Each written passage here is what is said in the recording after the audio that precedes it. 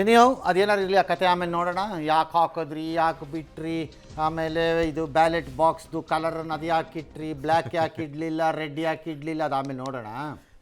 ಈಗ ಫಸ್ಟ್ ಏನು ಸ್ಕ್ರೀನ್ ಮೇಲೆ ಇದೆ ರಿಸಲ್ಟ್ ನೋಡೋಣ. ಸೊ ಪಶ್ಚಿಮ ಬಂಗಾಳದಲ್ಲಿ 293ರಲ್ಲಿ 287 ಬಂದಿದೆ. ಇನ್ನೊಂದು 6 ಮುನ್ನಡೆಗಳು ಬಾಕಿ ಇದೆ. ಸೊ ಬಿಜೆಪಿಯಲ್ಲಿ 164, ಟಿಎಂಸಿ 114ರಲ್ಲಿದೆ, ಕಾಂಗ್ರೆಸ್ 4ರಲ್ಲಿದೆ, ಅದರ್ಸ್ 5ರಲ್ಲಿದೆ. ಸೊ ಆಸಾಮದ್ ನೋಡೋದಾದ್ರೆ 91 ಬಿಜೆಪಿ ಇದೆ, ಕಾಂಗ್ರೆಸ್ 27 ಇದೆ, ಅದರ್ಸ್ 1 ಇದೆ. ಅಲ್ಲೂ ಕೂಡ ಇನ್ನೂ ಬಾಕಿ ಇದೆ ಮುನ್ನಡೆಗಳು. ತಮಿಳುನಾಡಿನಲ್ಲಿ ಬರೋದಾದ್ರೆ 234ರಲ್ಲಿ 219 ಮುನ್ನಡೆಗಳು ಸಿಕ್ಕಿದೆ. ಟಿವಿಕೆ 101, ಎಐಡಿಎಂಕೆ 65, ಡಿಎಂಕೆ 52ರಲ್ಲಿದೆ, ಅದರ್ಸ್ 1ರಲ್ಲಿದೆ. ಬಂಗಾಳದಲ್ಲಿ ನಾಳೆ ಈ ನಂಬರ್ ಏನಾದ್ರು ನಿಂತ್ಕೊಂಡ್ರೆ ಸರ್ ಇದರ ಕ್ರೆಡಿಟನ್ನು 3 ಜನ ಪ್ರಮುಖವಾಗಿ ಪಡ್ಕೋಬೇಕು. 4 ಜನ ಆ್ಯಕ್ಚುಲಿ. ಯಾರ್ಯಾರು ಸರ್? ಒಂದು ನರೇಂದ್ರ ಮೋದಿ, Okay. ನನ್ನ ಪ್ರಕಾರ ಅದಕ್ಕಿಂತ ಒಂದು ಹೆಜ್ಜೆ ಜಾಸ್ತಿ Amit Shah. I think Amit Shah is tremendously worked in Bengal. ಇವತ್ತಲ್ಲ, 1.5 ವರ್ಷದಿಂದ.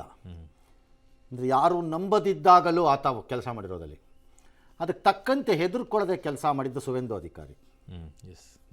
ಬಂಗಾಳದಲ್ಲಿ, ಪಶ್ಚಿಮ ಬಂಗಾಳದಲ್ಲಿ ಬಿ ಜೆ ಪಿಗೆ ಫೇಸ್ ಇಲ್ಲ, ಲೀಡ್ರೇ ಇಲ್ಲ. ಕೇರಳದಲ್ಲಿ ಇಲ್ಲ ಆ ಥರ ಲೀಡ್ರ್ ಇಲ್ಲ ಅವರು ಪಾಪ. ಈಗ ಪಂಜಾಬಲ್ಲಿಲ್ಲ, ಅವರಿಗೆ ಹುಡುಕೋಬೇಕು ಅವ್ರಿಗೆ.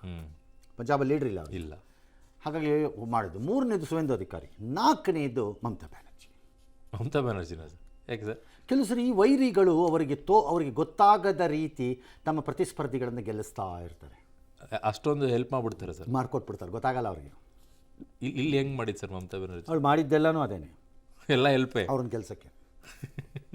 ಓಕೆ, ಸೊ ಇದು ಕತೆ ಪಶ್ಚಿಮ ಬಂಗಾಳದ್ದು. ಸಂಭ್ರಮಾಚರಣೆಗೆ ಸಿದ್ಧತೆಯನ್ನ ಈಗ ಕೆಲವ್ರನ್ನ ಸೋಲ್ಸಕ್ಕೆ ಬೇರೆ ಯಾರು ಬೇಡ, ಅವ್ರಿಗೆ ಅವರೇ ಸಾಕು. ಲೈಕ್ ರಾಹುಲ್ ಗಾಂಧಿ. ಓಕೆ, ರಾಹುಲ್ ಗಾಂಧಿ ಕಾಂಗ್ರೆಸ್ಗೆ ವೈರಿಗಳು ಬೇಡ, ಅವ್ರಿಗೆ ಅವರೇ ಸಾಕು, ಸೋಲ್ಸಕ್ಕೆ ಅವರೇ ಸಾಕು. ಬಟ್ ಇಲ್ಲೂ ಹಂಗೆ ಆಗಿತ್ತು ಸರ್. ಇವರು ಚುನಾವಣೆ ನಡೀತಾ ಇದೆ, ಅವ್ರು ಹೋಗ್ಬಿಟ್ಟು ಆ ಕಡೆಗೆ ಓಡಾಡ್ಕೊಂಡು ಟೂರ್ ಮಾಡ್ಕೊಂಡು ಅಲ್ಲಿ ಇನ್ನೇನೋ ಅಲ್ಲಿ ಅವರು ದೇಶದ ಅಭಿವೃದ್ಧಿ ಇದು ಮಾಡಿ ಟೆಸ್ಟ್ ಮಾಡಕ್ಕೆ ಹೋಗಿದ್ರು. ಅಂಡಮಾನ್ ನಿಕೋಬಾರ್. ಹೌದು, ಅಲ್ಲಿ ಹೋಗಿತ್ತು. ಇಲ್ಲಿಷ್ಟೆಲ್ಲ ನಡೀತಾ ಇದ್ರು, ಇಲ್ಲಿ ಅಧಿಕಾರದಲ್ಲಿ ಬರೋಕ್ಕಾಗದೇ ಇದ್ರು. ಪರವಾಗಿಲ್ಲ, ಅಲ್ಲಿ ಹೋಗಿದ್ರು, ದೇಶ ರಕ್ಷಣೆ ಕಾರ್ಯದಲ್ಲಿದ್ದರು, ತಲೆ ಕೆಡಿಸ್ಕೋಬೇಡಿ. ಓಕೆ ಓಕೆ, ಇದು ಕಥೆ ಒಂದು ಕಡೆಗೆ ಕಾಂಗ್ರೆಸ್ಸಿಂದು. ಕಾಂಗ್ರೆಸ್ಸನ್ನು ಬಿಟ್ಬಿಡೋಣ ಒಂದು ಕಡೆಗೆ ಈಗ ಸದ್ಯಕ್ಕೆ.